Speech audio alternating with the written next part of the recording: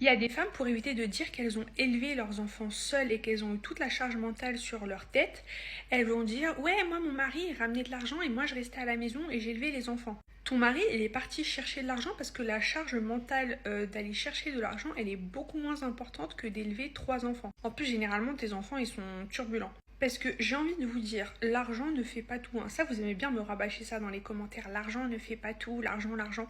L'argent ne fait pas tout. Du coup, quand votre mari il part chercher de l'argent, etc., pour subvenir aux besoins du foyer et tout, et qu'il rentre à la maison et qu'il n'en a rien à faire de ses enfants, considérez que ce n'est pas un père pour votre enfant. C'est juste une source de revenus. Un peu comme la CAF.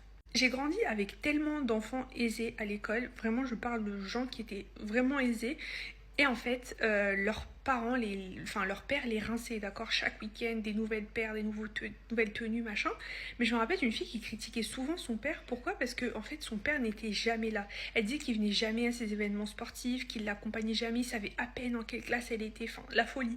Mais vous voyez juste l'importance de la présence du père dans une relation parent-enfant. Donc prochainement, allez plus loin dans vos propos, dans les commentaires.